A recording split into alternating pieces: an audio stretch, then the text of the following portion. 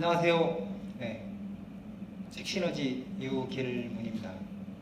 오늘 여러분들에게 공개해드릴 책은 피터 드러커의 프로페셔널의 조건입니다. 이 책은 좀 내용이 방대해서 두 번에 나눠가지고 할 건데요. 첫 번째는 피터 드러커가 제시하는 자기 실현의 비결에 관련된 내용을 공유할 거예요. 이렇게 한번 적어봤어요. 프로페셔널 조건, 어떻게 하면 자기 실현을 할 수 있는지, 그리고 프로페셔널 조건이잖아요. 프로의 조건인데 어떻게 하면 프로가 되는지를 담고 있는 내용이에요. 그리고 이 저자 피터 드러커는 아마 여러분들이 많이 알고 계시겠지만 96세까지 저술, 강연, 컨설팅, 코칭을 하신 장본인이고요. 그리고 또 하나 핵심은 뭐냐면 세계적인 CEO나 어떤 그런 리더들의 경영 쪽의 구루 역할을 하시는 분이거든요. 그리고 책도 방대한 책들을 저술했고, 그리고 나온 책마다 모든 책들이 세계적인 베스트셀러가 된 장본인이기도 합니다.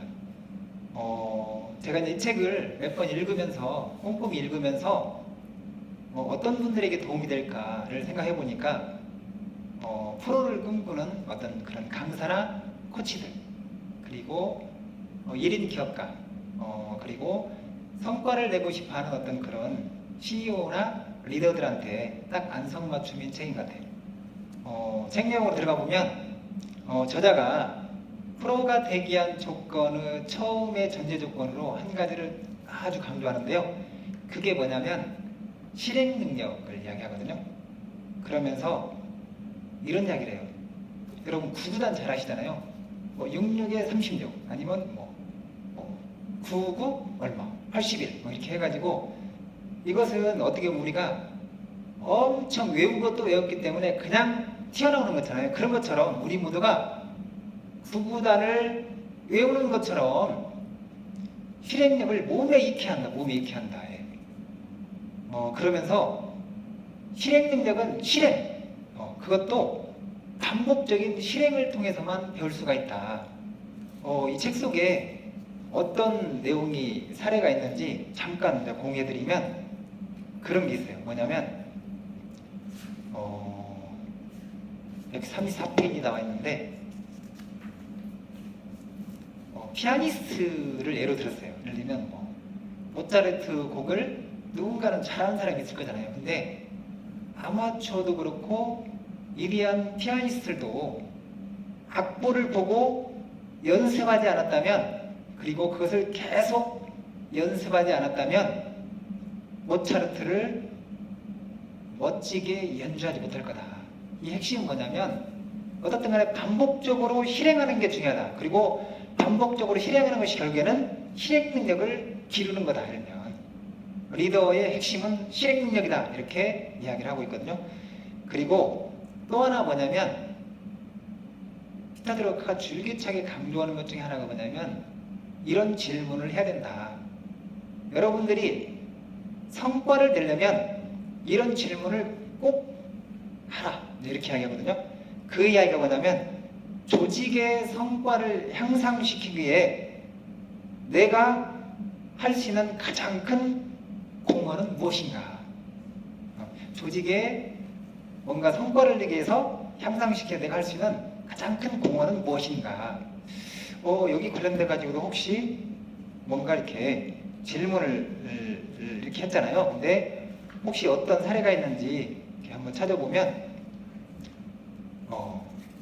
이 의미는 다른 걸로 해석을 하면 뭔가 조직의 성과를 향상시키기 위해서 내가 가장 공헌할 수 있는 게 뭐냐? 이렇게 질문하면서 결국에 이 의미는 뭐냐면 나는 어떤 분야에서 자기 개발이 필요한가, 그리고 내가 책임을 지고 있는 공헌을 수행하기에 나는 어떤 지식과 기술을 습득해야 하는가, 그리고 또 하나 나의 강점들 가운데 어떤 것을 지금 내가 하고 있는 일에 적용해야 하는가, 그리고 나 자신에게는 어떤 기준을 설정해야 하는가, 이런 부분들을 스스로 질문하는 게 중요하다. 다시 한번 요약하자면 핵심이 뭐냐면 조직의 성과를 향상시키기에 내가 할 수 있는 가장 큰 공헌은 무엇인가? 이렇게 질문을 하라 라고 이야기를 하고 있습니다. 그리고 세 번째는 자신의 강점을 파악하라. 나의 강점을 파악하는 건 엄청 중요한 거잖아요. 그래서 여기에 관련된 내용도 한번 보면은 이런 게 있어요. 강점을 파악하라 그랬잖아요. 근데 강점을 발견하는 유일한 방법이 있대요. 근데 그게 뭐냐면 피드백을 분석하는 거예요. 피드백 분석이 돼요. 근데 이제 피드백 분석에 여기 이 사례를 쭉 읽어보니까 이렇게 나오네요. 어떤 중요한 의사결정이나 행동을 할 때마다 스스로가 예상하는 결과를 기록해두고 9개월 또는 12개월이 지난 뒤에 자신이 기대했던 바와 실제 결과를 비교해보는 것이 피드백 분석이다. 피터 드러커는 이 피드백 분석을 함으로써 자신의 강점을 발견했고 그리고 계속 이것을 활용했다는 얘기예요. 그리고 또 하나는 뭐냐면 나의 가치관은 뭐냐면 내가 무언가 의사결정을 할 때 핵심적인 뭔가를 가치를 가지고 있다고 한다면 흔들리지 않고 진짜 내가 중심을 가지고 움직일 수 있는 거잖아요. 그래서 여기에 이제 중요한 사례가 나와요. 어떤 사례가 나오냐면 이분이 은행 쪽에서 영국에 있는 은행 쪽의 전문가로 은행에서 일을 했는데 그때 이제 고민한 거예요. 나는 사타가 공이라는 지금 성과를 내고 있는데 내가 지금 하고 있는 일에 내가 가치를 가지고 있느냐, 이게 중요한 거야, 나한테 중요한 거냐. 그런데 계속 스스로한테 질문을 해봤는데 그런 생각이 들었대요. 이것은 내가 돈은 벌 수 있을지는 몰라도 나에게 가치 있는 일 아니다. 내가 할 수 있는 가치 있는 일 뭘까? 그렇게 계속 고민하다가 내가 가치를 두고 있는 것은 돈이 아닌 사람이었다라는 생각을 가졌대요. 그러고 난 다음에 바로 이것저것 생각하지 않고 고민하지 않고 돈 이런 거 생각하지 않고 그만두었다고 해요. 그리고 어떻게 보면 피터 드러커의 새로운 인생이 펼쳐진 거잖아요. 그래서 나의 가치관은 무엇인가? 이것은 중요하다. 그리고 또 하나, 중요한 일에 집중하라. 혹시 여러분들 중요한 일이 어떤 일이 있나요? 중요한 일에 집중하고 있나요? 네. 그래서 여기에 관련돼 가지고 또 이제 책 속에 있는 내용들을 같이 한번 살펴보면 이런 얘기가 나와요. 네. 중요한 일에 집중하는 것이 얼마나 중요한지가 여기에 보면 나온 것 같아요. 다시 이제 여기에 음악가의 예를 들었는데요. 바하나, 핸델, 하이든, 베르디가 한 번에 한 작품씩 작곡했대요. 그들은 작곡하고 있는 작품이 완성되기 전에는 다른 작품의 작곡을 시작하지 않았다. 혹은 작곡 중인 작품을 잠시 중단하고 그것을 서랍 속에 넣어두고서 비로소 새 작품을 시작했다. 그러니까 핵심이 뭐냐면 한 작품을 시작을 한 다음에 그 한 작품에 몰입한 거예요. 그러니까 핵심이 뭐냐면 한 번에 한 가지 일만 하면 많은 일들을 보다 빠른 시간에 처리할 수 있는 비결이다! 이렇게 이야기하는 거예요. 자, 그래서 이 부분을 이야기를 하고 있고 또 하나 이제 뭐냐면 그러면서 뭔가 중요한 일에 집중할 수 있는 하나의 좋은 방법 중에 하나가 뭐냐면 새로운 것을 강력히 추진하는 이런 방법은 뭐냐면 기존에 하고 있던 낡은 것들 아니면 중요하지 않은 것을 체계적으로 폐기하는 거다. 네, 이렇게 하거든요. 혹시 여러분들 지금 중요하지 않은 일 쪽에 폐기할 거 있으신가요? 한번 그거 찾아보시고 폐기하는 것도 좋을 것 같아요. 그리고 중요한 일에 집중할 수 있는 핵심 중에 하나가 뭐냐면 우선순위를 결정하는 용기가 필요하대요. 그런데 중요한 것은 뭐냐면 이렇게 결정할 때 과거가 아니라 미래를 판단 기준으로 선택하는 게 중요하고 그 다음에 어떤 문제를 생각하지 말고 기회에 초점을 맞추라. 세 번째는 뭐냐면 인기를 누리고 있는 것에 편승하지 말고 자신의 독자적인 방향을 선택하라. 이런 이야기도 하고 있고요. 그리고 쉬운 목표보다는 뭔가 차이를 낼 수 있는 높은 목표를 세워라. 이렇게 그런 기준으로 우선순위를 결정하는 게 중요하다. 이런 이야기를 하고 있거든요. 효과적인 어떤 지식 근로자는 지금 당장 집중하고 있는 하나의 과업 위에 다른 일에는 전적으로 집중하지 않는데, 그런 것 같아요. 하나에 집중하는 것은 진짜 중요한 것 같아요. 그리고 커뮤니케이션도 중요하잖아요. 뭔가 프로가 되기 위해서 커뮤니케이션도 중요한데, 이분이 이런 사례를 들었어요.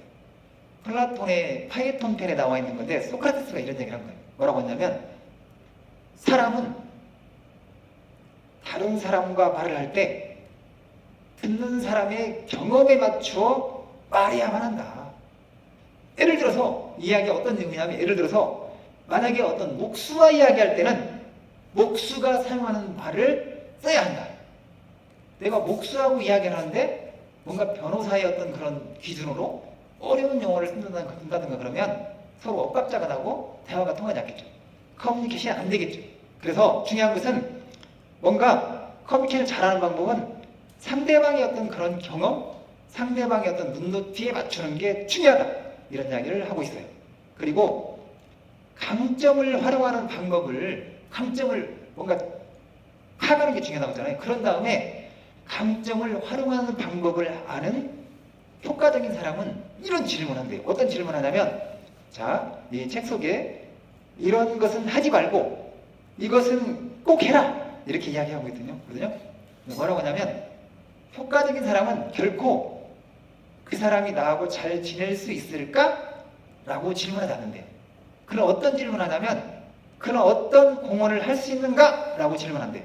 그리고 또 하나, 그가 할 수 없는 것은 무엇인가? 라는 질문도 결코 안 한대요.